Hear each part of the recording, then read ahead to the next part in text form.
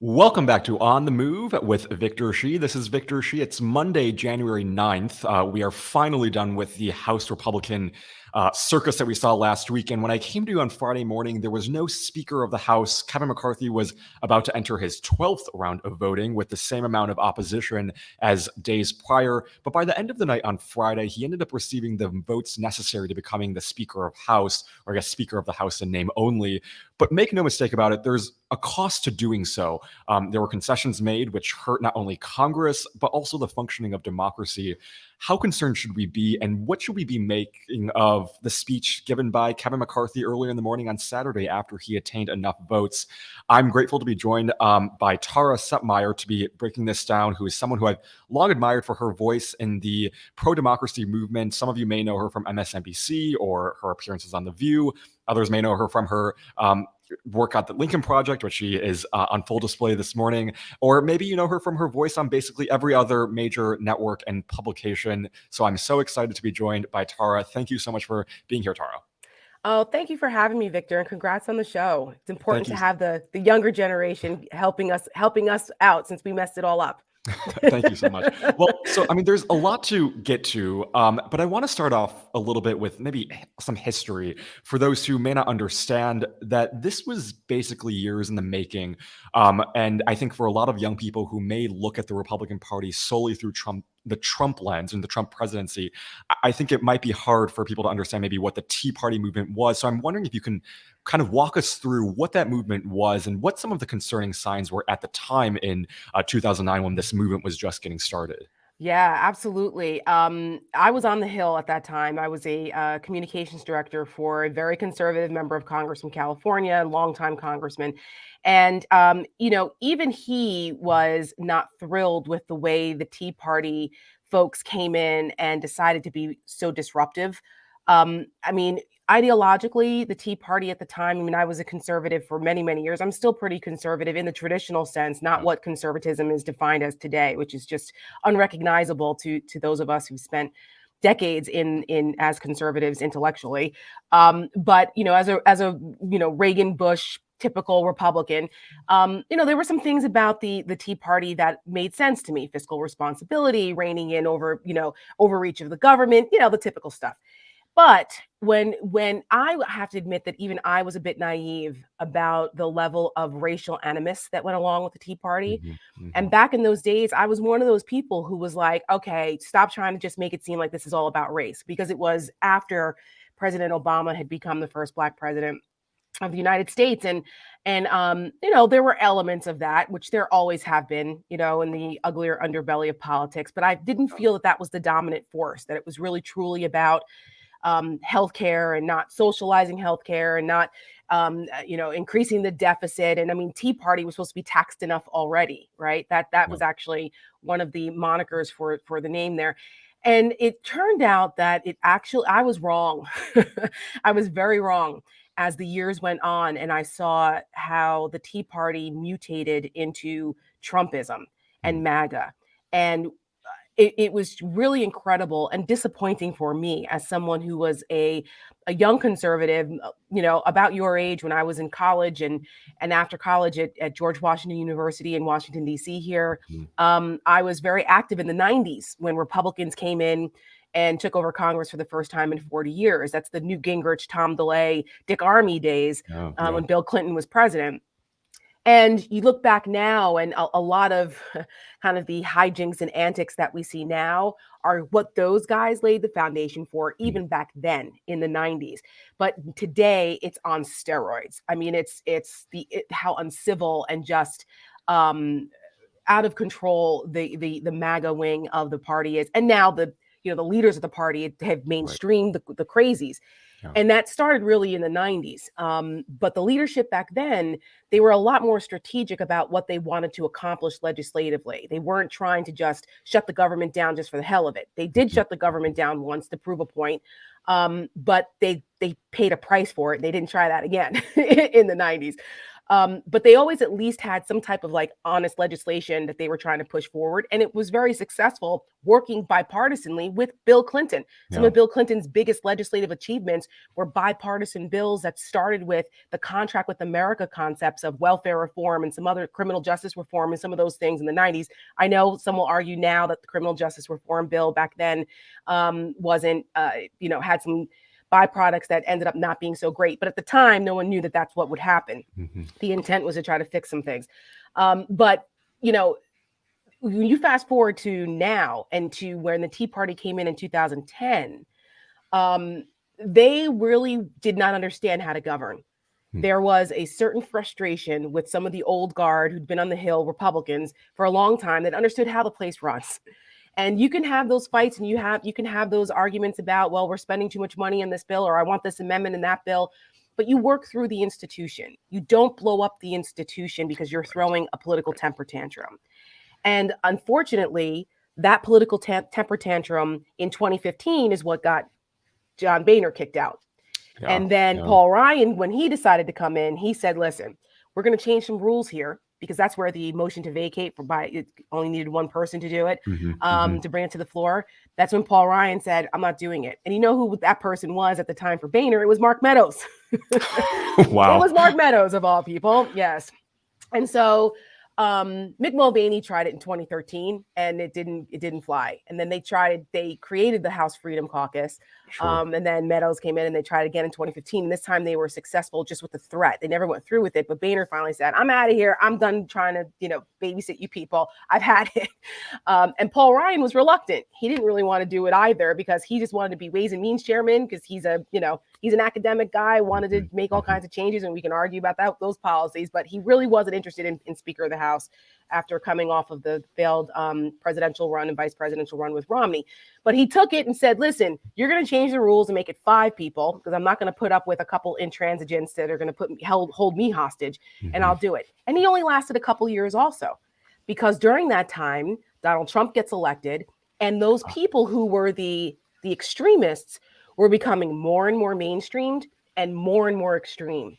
They were rewarded for that behavior because look at Donald Trump. Right. And so over all those years during the Trump administration, all of the flunkies and the lackeys and the extremists on the right became the leaders of the party. And the Kevin McCarthys and the Mitch McConnells, who were supposed to be the adults in the room, got run right over by all of this. They thought they were in control. Clearly they weren't. And look at where we are today with who is at the helm: MAGA and Marjorie Taylor Greene, Donald Trump, Matt Gaetz, Lauren Boebert. The clown show has come to town. And it's really a really sad and alarming turn of events over the last decade or so for the Republican Party and the country.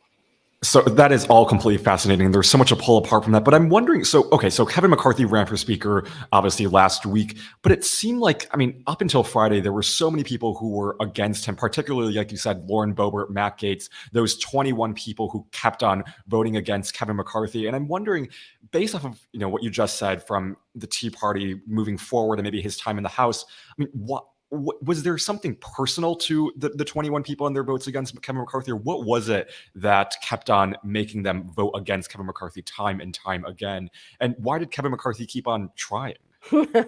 Well, we could pull up a couch and have some very stiff drinks to analyze why Kevin McCarthy enjoyed being humiliated like that. I called him on MSNBC. I called him a political sadomasochist because I don't really know any other way to explain it in short order. But I can say this, that Kevin McCarthy is a creature of political ambition in the worst form.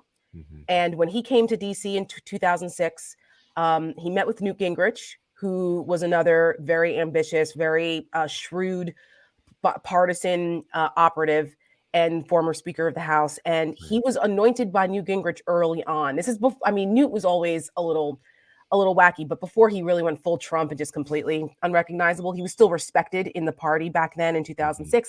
And he said, you've got a future here, because he saw that Kevin McCarthy was an amoeba and willing to kind of do whatever it took politically to get ahead, raise money, kiss ass, sacrifice whatever, doesn't matter, just to keep as a whip. He was the guy that was responsible for votes and worked his way up. And the Republicans had a thing called the Young Guns, which Mhm. were supposed Yeah. to be, it was supposed to be this program, this fundraising kind of program of the new up and comers. And, those people were Eric Cantor, Yeah. Paul Ryan, Kevin McCarthy. They were the poster children for that. And, it's interesting when Eric Cantor lost his primary in 2014 to a Tea Party up and comer nobody that anybody ever heard of down in Virginia. He was a professor, economics professor, I think Dave Bratt was.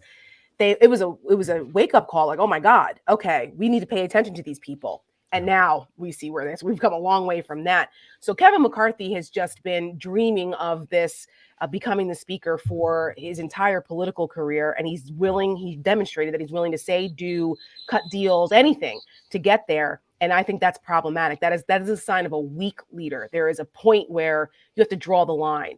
If that caucus doesn't respect him, they didn't respect him in 2015. That's why he was denied the first time around for a number of reasons. He made some political stumbles. There was also some other personal issues that were known in DC circles that nobody wanted to go in public.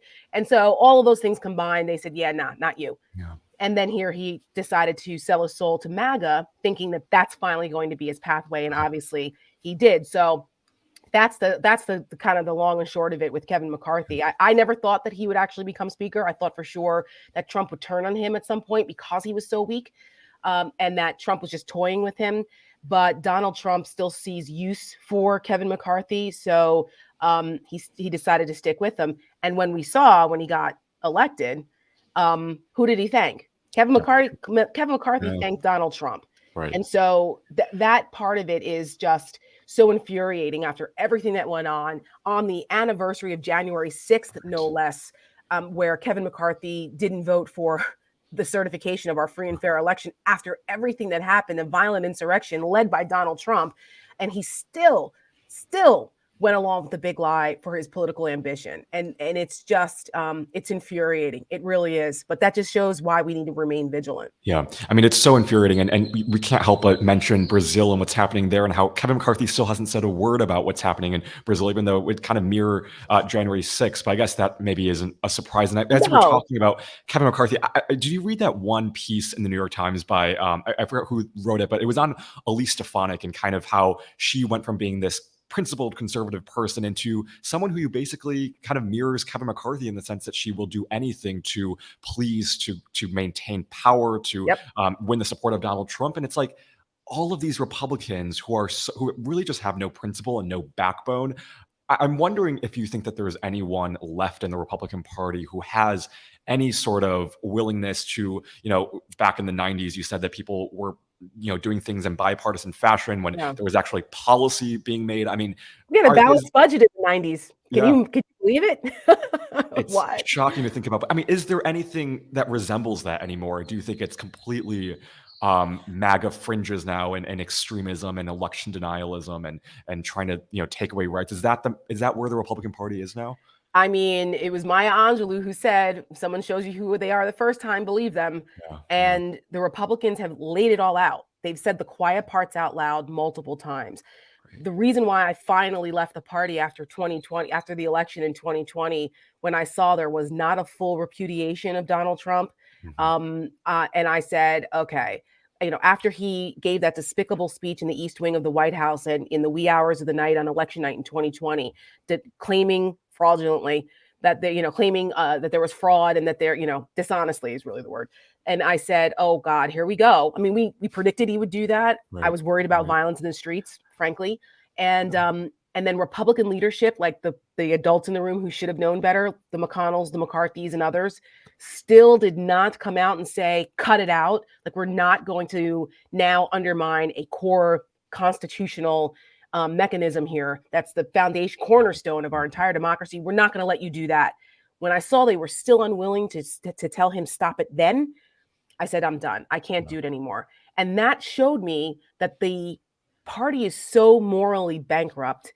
They have lost their way so badly that there is no righting the ship, because all of the normies, right, the sane Republicans, either decided to quit, leave Congress, go do something else, or join the MAGA train, and completely as political chameleons and just completely changing everything, making a complete 180, I don't know, were they lying then or are they lying now? Either way, they're dishonest and craven political creatures. Yeah. And how do you work in good faith with people like that? You can't. How do you have trust in people like that? You Mhm, don't. mhm. And then what happens when you're unwilling to stand up and say enough? You get January 6th. Yeah. And then what happens when after January 6th that you try to whitewash that history, you try to politicize it, you try to claim that it was Antifa, for God's sakes, when we all know that wasn't Mhm, true. mhm. You rationalize violence and something that's never happened in American history before, and we know where it started from. And Right. they are the enablers. I have to be honest. I blame the McCarthys and the McConnells and the Jim Jordans and all those people who knew better, more than I blame Trump, because Trump showed us who he is. Right. He was Right. very honest about who he was. For if he's honest about anything, he was honest about who he was. It was the Republicans who enabled him that created this monster. Because if he had been cut off at the knees early on, it never would have gotten to this point. But they were too chicken shit to do that. And this is what we ended up with: a violent insurrection that cost lives, that almost got our vice president hung, and the speaker of the House killed, and numerous officers, and the chaos and all of that happened. Officers getting hurt, and I mean, it was just. I still can't believe it 2 years later. And I come from a law enforcement family. My husband's a federal officer, and my grandfather was a police officer for 40 years, captain of our hometown police department. So that cuts very deeply for me when I see them go out there and say, yeah, back the blue, and we're pro law and order and all of that. Meanwhile, Kevin McCarthy on the anniversary of January 6th is thanking freaking Donald Trump, spitting in the eye of all those honorable officers who defended their asses on that day. Right. It's so infuriating. I have one last question for you, which is, I mean, given what happened last week and in the House, I mean, one of my biggest fears is that the American people will lose sight of this and will just move on. And I'm wondering how you think we should be framing the Republican Party heading into 2024. I mean, Kevin McCarthy spoke in the wee hour of the night, or I guess the morning, on Saturday, and spoke about all these committees and investigating Mayorkas and Biden administration officials. I mean, how should we be talking about the Republican Party as we go into the next election? And what is something that our audience can do to elect pro-democracy people into office come 2024? Yes. Well, like I said, they say the quiet part out loud. They showed us who they are. So Kevin McCarthy and Marjorie Taylor Greene and all of those folks, the cacophony of kookery that's up there now in Congress. They're interested in investigators. You want to talk about witch hunts? They are everything they claim to despise, right?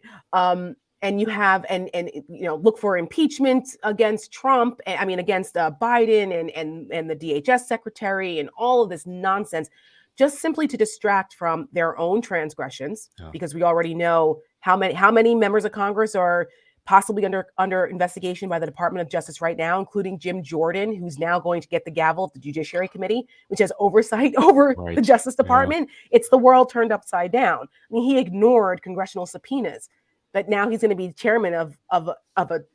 It's unbelievable. So people really need to pay attention to what they're doing, what they're saying, and what they are doing. I know sometimes Congress can be exasperating because you're just like, oh, I can't, it's too much procedural stuff, and there's these bills and blah, blah, blah. But you've got to really pay attention. And the way that you hold people accountable is at the ballot box. There is no room for complacency, none. And I think if anything positive has come out of the last several years in the era of Trump, it's the number of people who woke up and got politically engaged. Because they turned around and went, "What the hell? How did we get here? I don't want my kids growing up in a world like this. I don't want my kids looking at our leaders and these are the people we've put in office. What can I do?" And every single person, no matter how old or young you are, even if you're 17, 16, 12, if you can't vote, doesn't matter. You can still go with your mom or your dad or your aunt, your sister, and go do lit drops or volunteer for a campaign or nowadays, you have social media, you have your phones. There's ways to communicate in ways that we didn't have when I was younger. That makes life so much easier to get the word out and participate. So I would say for people, especially your generation, which I've been thrilled to see, has really showed up and really started to focus and do the work. So from 2018 on down, because they're forward. Because you guys are looking at this and going, no, this is not the world we want to live in. We're going to do something about that. And I think that is super encouraging. and bring your friends, spread the word, and it doesn't have to always be so contentious either. I mean, I know politics can be very passionate. It can be very emotional because these are things that impact our lives every day. We're talking about fundamental rights. We're talking about access to the American dream, who has it, who doesn't. We're talking inequality, injustices. There's a lot of things that are very intense. But there's also a lot of common ground that we have that we can find with each other just as human beings, as Americans. And we're all really working toward that pursuit of happiness to make this a more perfect union. It's a slog. It's it takes work, but democracy and institutions do not defend themselves. Yeah. It takes us, we the people. When you see me on TV, I always have that Constitution quote in the back that says "We the people," because that's what it's about. It's about we the people, and we actually have that ability and that power, because I believe that in large numbers, the righteous anger of the American people, that there's a lot more of us than there are of them, and we can make a difference. And we've beaten back Trumpism. Yep. We've beaten it back a little bit. Some is still oozing through. It's not dead yet, which means that we have to remain vigilant. Yeah. And in today's world, anybody can be involved. So whether it's at a state or local level, it could be your school board, it could be the dog catcher. It doesn't matter. Just pay attention and get involved in some way, shape, or form. It makes a difference.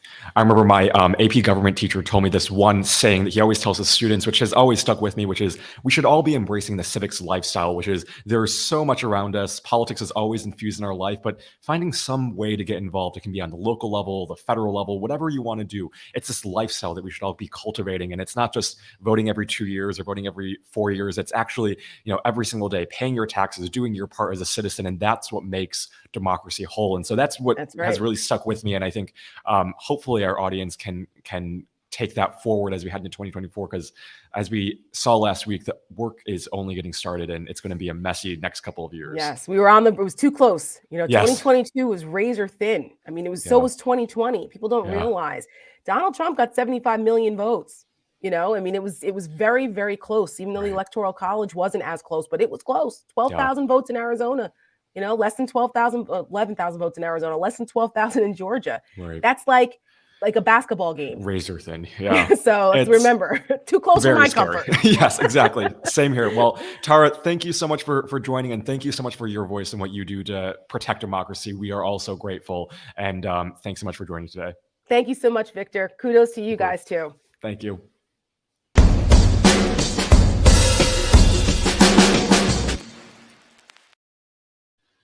Well, that was such a fascinating episode. And truly, I mean, just hearing Tara talk about the Republican Party and its evolution from, where it once was, where it was a bipartisan place, and you can actually talk about policy, and maybe you disagreed on the outcome, but at least everyone agreed that there should be something that benefits the American people. That's a time that I long hope to return to. But I mean, with every indication, it seems like we aren't any closer to returning to that era. Like Tara said, I mean, you have these people like Kevin McCarthy, who voted to decertify the 2020 election, who is literally the Speaker of the House. And I mean, it's concerning on all levels. You have Kevin McCarthy, you have people like Elise Stefanik, senior Republican leadership, who just don't care about democracy. And so we'll see what happens in the next couple of weeks. But just for some of the news of the day and the remaining time that we have left, later, we're going to see the House vote on a rules package. And so included in that rules package is things like, one member of Congress to vacate the chair, which could then mean a vote to have a no confidence vote for McCarthy and the Speaker,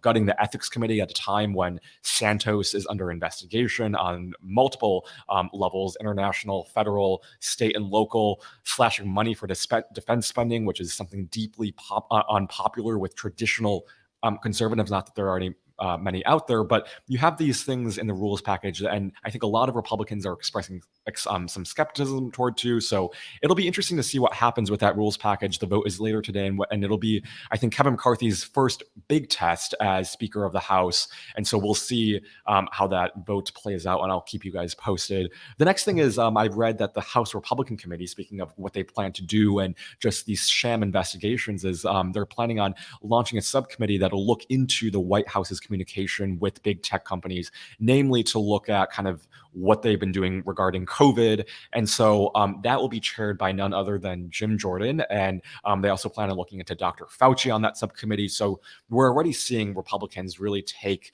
they're already running with launching investigations, doing all these committees, and just like Tara said, I mean, just witch hunts into Biden administration officials who have done nothing wrong. And so we'll be seeing more of the circus on display in the week ahead, and also in the months ahead. So I'll be keeping you guys posted on that. And then also, like I said earlier on the show, we are keeping a track on Brazil. I mean, it's a really concerning image. Far-right protesters who supported Bolsonaro basically stormed the Capitol building yesterday and desecrated the building. I mean, you saw mirror images basically of what we saw on January 6th. Yesterday, it was 2 days after the 2-year anniversary of January 6th, and you just saw kind of the level of similarity between the two. I mean, people storming the Capitol, people going into the House and the Senate chamber and completely destroying furniture, desecrating the building. And it was really, I think, I mean, you can't look at that without thinking, did they learn from what happened in the US 2 years ago? And so it takes all of us, I think, to be vigilant about what's happening, not here at home, but also around the world, and how that could really happen here again. And, it happened in 2021, and then it might happen again in 2024, depending on who we elect. And so we all have to be paying attention to what's happening in Brazil. I think it's an alarming sign that that's happening, and that we have this kind of growing far-right movement across the world that is so intent on disrupting the peaceful transition of power, of democracy. And so it takes all of us to do our part, and I think really push back against this. So I know I'll be keeping track of what happens in Brazil, but we also can't think that we're immune from this. We are also very much susceptible to this type of behavior occurring again. We have literal members of Congress still serving in Congress right now who voted to decertify the election results, who called January 6th just legitimate public discourse, which I think invites even more opportunity for something like that to happen. So we all have to be vigilant, pay attention, and do our part in this democracy to solve it. So I want to thank everyone for watching today. Just a quick programming note. We've got an exciting week of On the Move happening later this week. Tomorrow, I'll be joined by Reed Galen, also from the Lincoln Project. On Wednesday, we are still working out the guests, but it should be an exciting guest. And please submit your questions. We'll get to them on Wednesday, depending on what happens. On Thursday, we will have on DNC Chair Jamie Harrison to talk about what Democrats are going to do this time around, and what they're going to do to invest voters heading into the 2024 election. You won't want to miss that. It'll be an exciting conversation. And then Friday, we're going to have on Ruth Ben-Ghiat, who is the fascism expert who talks about authoritarianism, this far-right movement. And so that'll be fascinating, especially on the heels of what's happening in Brazil and also in Congress right now. So you don't want to miss any of those episodes. We'll be back every day at 8 a.m. Pacific time, 11 a.m. Eastern time, with another episode of On the Move with myself. Thank you so much again for watching today, and please be safe and stay healthy, and I will see you all tomorrow.